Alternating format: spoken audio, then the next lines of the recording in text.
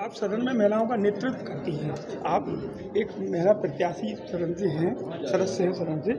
आज नीतीश कुमार जी ने महिलाओं को लेकर टिप्पणी की है, क्या मानती हैं आप? मेरा मानना है कि जिस तरह आबादी बढ़ रही है पूरे देश की, तो जो हमारे सेक्स एजुकेशन का मामला हो, चाहे कॉन्ट्रासेप्टिव्स यूज़ करने का मामला हो, उस पर खुल के बात होनी चाहिए और स्कूलों में भी हमें पढ़ाया जाता है।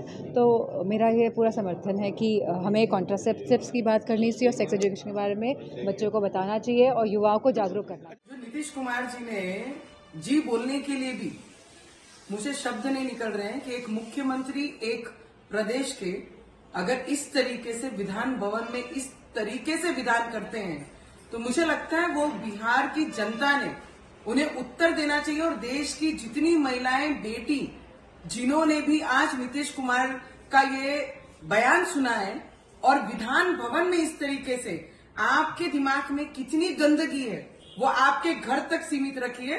नीतीश कुमार जी, जब आप एक विधानसभा में अगर आप बोलते हैं विधान भवन में और महिलाओं के बारे में, बेटियों के बारे में, तो मुझे लगता है आपके विचार स्पष्ट तरीके से वहां पर दिखाई दिए जिस तरीके से आपने महिलाओं के बारे में और बेटियों के बारे में कहा है। तो मुझे लगता है आपने बिहार की जनता के साथ साथ पूरे देश की महिलाओं को और बेटियों को न्याय देने की बात करनी चाहिए, ना कि इस तरीके के जो विधान आपने किए उसके लिए आज आपने राजीनामा देना चाहिए। माफीनामा नहीं, हम बेटियों को इस देश की आपका राजीनामा चाहिए, क्योंकि इस तरीके के विचारधाराओं की मुख्यमंत्री अगर कोई प्रदेश में होंगे तो हमारे देश की संस्कृति और हमारी महिलाओं पे दाग लगाने वाला व्यक्ति ये होगा। आधारित नहीं जनरल, तो उस समय रिपोर्ट था 6 साल से कम उम्र के लोगों का कितना था जनसंख्या, पुरुष हो या स्त्री, लड़का हो या लड़की, 18.46%। पूरे का राज्य में, पूरे का आपका जो भी है, तो उसमें 18.46% था। और अब जितना हम लोगों ने शुरू कराया है पढ़ाई का, याद करिए ना, कह रहे थे कि लड़की भी पढ़ लेगी, तो जो सुनिए ना, अरे 4.3 था। सुनिए ना भाई, छोड़िए ना, वो तो सबके परिवार में ही तो है 9 गो, छोड़ो ना, उसे क्या हुआ। अरे हम तो शुरू कराए, अरे अब घट रहा, सुनो ना एक बार, अरे सुनिए ना, सुन बात हम कर रहे, वो धीरे धीरे, अब धीरे धीरे हो जाएगा। यही को देख करके जो हमने तय करवाया, सुने ना बात, सुनो, सब परिवार का हो जाएगा धीरे धीरे आगे। तो वो जरूरी चीज न है।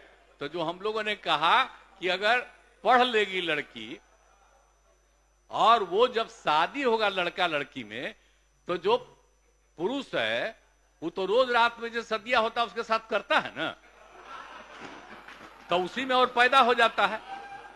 और लड़की पढ़ लेती है तो हमको मालूम था कि वो करेगा, ठीक है, लेकिन अंतिम में भीतर मत घुसाओ, उसको बाहर कर दो।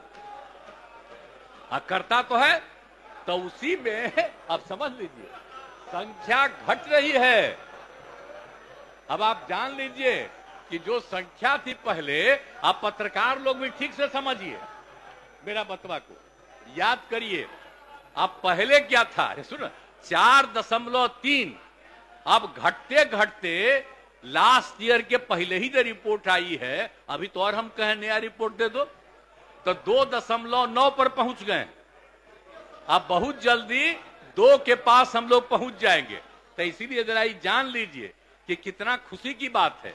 तो घबराहट का है, कह रहे हैं कि जतवा घट गया है, अरे काला घटेगा, अब धीरे धीरे घटेगा। जब आप देख रहे हैं 18.46 से घट करके 13.6 है। अब चूंकि लड़की को पढ़ाया गया तब उतना ज्यादा नहीं होता, अब संख्या घट रही है, 2.9 पर आ गए, तो उसका फायदा ना हो रहा है जी। अब धीरे धीरे और आगे बढ़ेगा। अगला बार जब सर्वे होगा तब देखिएगा, जो अगला बार होगा जब गणना, तब उसके बाद अगर देश भर में जनगणना कर लेंगे और जाति आधारित कर देंगे तो एक एक चीज का रिपोर्ट आएगा, धीरे धीरे और घटेगा। ये बड़ी खुशी की बात है ना। तो ये जो हम लोग करा दिए, अब इन आंकड़ों से हमने शुरू में कहा था, इसकी पुष्टि हुई है। और यदि पत्नी मैट्रिक पास है तो देश में उसका प्रजनन दर 2 था। अब बिहार में भी कोई भी लड़की अगर मैट्रिक पास थी तो पता चला कि उसका भी 2, लेकिन अगर इंटर पास है तो देश में था 1.7 और हम लोगों के यहां बिहार में 1.6 हमको रिपोर्ट मिला।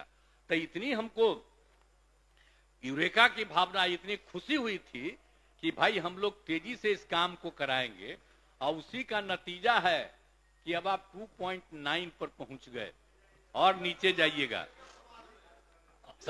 सभी समाज की बात नहीं होबे करेगा, धीरे धीरे होगा ना। अरे तो अभी जो हो रहा है सबका आ रहा, चिंता मत करिए ना, तो धीरे धीरे बाकी सबको पढ़वाइए ना।